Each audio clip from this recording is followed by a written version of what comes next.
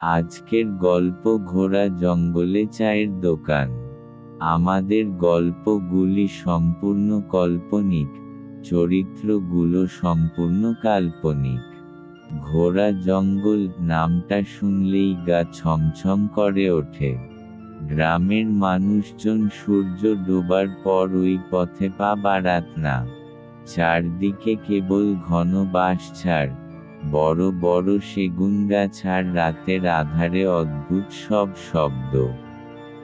কুকুরে ঘেউ ঘেউ, শিয়ালের হাঁক, কখনো আবার যেন কে যেন কাঁদছে দূরে কোথাও। সেই জঙ্গলের ধারেই ছিল রঘু চাওয়ালার দোকান। মাটির দোচালা ঘর, কাঁচা বেঞ্চ, বড় কেতলিতে ফুটন্ত চা আর তেলের ভাজা চানাচুর। যতই ভৌতিক হোক চারপাশ, সন্ধ্যা নামলেই ওই দোকান জমে উঠত। গ্রামের লোক, পথচারী, কখনো দূরপাল্লার ট্রাকচালকরাও থেমে এক কাপ চা খেত। রঘু কিন্তু অদ্ভুত লোক। অন্ধকারকে সে যেন বন্ধু মনে করত। হেসে বলতো, ভূতটুত বলে কিছু নেই গো ভাই, সব মানুষের মনের খেলা। কিন্তু গ্রামবাসীরা মনে মনে জানত, ওই দোকানে কিছু অস্বাভাবিকতা আছেই। একদিন গভীর শীতের রাতে গল্পটা শুরু। কুয়াশায় পুরো ঘোড়া জঙ্গল ঢেকে গিয়েছে। চারপাশে যেন ধোঁয়ার চাদর বিছানো। রঘু চা বানাতে ব্যস্ত, আর কয়েকজন নিয়মিত গ্রাহক গল্প করছে। শোন রে, বলল বুড়ো নিতাই, গতকাল রাতে আমি এ পথে যাচ্ছিলাম। হঠাৎ দেখি সাদা কাপড় পরা এক বউ দাঁড়িয়ে আছে বাঁশঝাড়ের পাশে। মুখ ঢাকা, কেবল চুল ঝুলছে।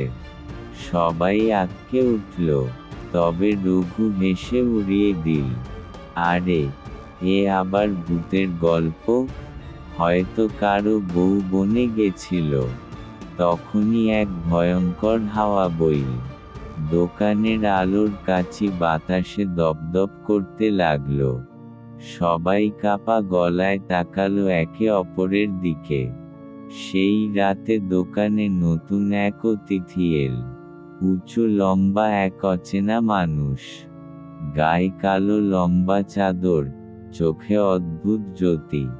সে আস্তে বেঞ্চে বসে বলল, এক কাপ গরম চা দেবে? রঘু কিছুটা বিস্মিত হলেও চা এগিয়ে দিল। লোকটা চা খেতে খেতে কেবল তাকিয়ে রইল সবার দিকে। তার চোখের দৃষ্টিতে যেন কিছু এক অজানা ভয় লুকিয়ে আছে। চা শেষ করে লোকটা বলল, আজ রাতে কেউ যদি এই জঙ্গলের ভেতর যায়, তবে এক অদ্ভুত সত্যি জানবে। তবে ফিরতে পারবে কি না সে আমি বলতে পারবো না। সবাই স্তব্ধ। বাতাস যেন হঠাৎ জমে উঠল। অচেনা লোকটা দাঁড়িয়ে আস্তে আস্তে জঙ্গলের ভেতর মিলিয়ে গেল। রঘু একটু অস্বস্তি বোধ করছিল। এতদিন সে ভূতের গল্প উড়িয়ে দিয়েছে, কিন্তু আজকের ঘটনার পর তারও বুক ধড়ফড় করছে। দোকানের আলো নিভে গিয়েছিল হাওয়ায়, আবার জ্বালাতে গিয়ে হাত কাঁপছিল। গ্রাহকেরা একে একে চলে গেল। রঘু দোকান গুটিয়ে দেওয়ার প্রস্তুতি নিচ্ছিল। হঠাৎ শুনতে পেল, দূরে বাঁশঝাড়ের মধ্যে কেউ যেন ডাকছে, রঘু, রঘু। তার শরীর ঠান্ডা হয়ে গেল। কে ডাকছে এই রাতে? কণ্ঠস্বরটা চেনা, যেন বহুদিন আগে শোনা। রঘুর মনে পড়ল, তার ছোটবেলার বন্ধু বিপ্লব। বহু বছর আগে ঘোড়া জঙ্গলের মধ্যেই নাকি হারিয়ে গিয়েছিল সে। সবাই বলতো, জঙ্গলের ভূতের কবলে পড়ে আর ফেরেনি। আজকের ডাকটা যেন ঠিক সেই বিপ্লবের। ভয় সন্দেহে তবুও কৌতূহল জাগল রঘুর মনে। হাতে লণ্ঠন নিয়ে ধীরে ধীরে জঙ্গলের ভেতর পা বাড়াল। চারদিকে ঘন অন্ধকার, পোকামাকড়ের শব্দ, আর মাঝে মাঝে বাতাসে বাঁশঝাড় কাঁপছে। হঠাৎই সামনে ঝলসে উঠল সাদা পোশাকের ছায়া। আর সেই সঙ্গে কানে এলো চাপা গলায় ফিসফিস, রঘু, আমি বিপ্লব, আমাকে চিনিস? রঘু হকচকিয়ে গেল। লণ্ঠনের আলোয় সত্যিই দাঁড়িয়ে আছে বিপ্লব। তবে মুখ ফ্যাকাশে, চোখ গর্তের মতো গভীর, শরীর প্রায় অস্বচ্ছ। তুই তুই বেঁচে আছিস? না রে বন্ধু, গম্ভীর গলায় উত্তর দিল বিপ্লব, আমি বহু আগেই মরে গেছি। ওই জঙ্গলেই, কিন্তু আমার আত্মা মুক্তি পায়নি। প্রতি রাতেই আমি ডাক দিই, কেউ শোনে না। আজ তোকে পেলাম। রঘুর পা কাঁপছে, মুখ শুকিয়ে কাঠ। আমি কিভাবে তোকে সাহায্য করব? বিপ্লব ধীরে ধীরে এগিয়ে এল। তার ঠান্ডা বাতাসের মতো হাত রঘুর কাঁধ ছুঁয়ে দিল। চাওয়ালা রঘু, আমার মৃত্যু বৃথা গেল। জঙ্গলের গভীরে যে অচেনা লোকটাকে দেখলি, সে আসলে দুষ্ট আত্মা। তার হাতেই আমার প্রাণ গেছে। যদি সত্যি বন্ধু হিসেবে আমার মুক্তি চাইছিস, তবে একদিন রাত কাটাতে হবে ওই জঙ্গলের গভীরে। রঘুর বুক কেঁপে উঠল। মানুষটা ভূত হলেও সে যে তার শৈশবের বন্ধু, তা সে বুঝতে পারছে। দ্বিধার পর রঘু রাজি হয়ে গেল। পরের রাত, লণ্ঠন, কেতলি, আর এক মুঠো চা নিয়ে রঘু একাই ঢুকল জঙ্গলের গভীরে। চারদিকে ভয়ঙ্কর নীরবতা। হঠাৎ কোথাও পেঁচার ডাক, কোথাও শুকনো পাতার খসখস।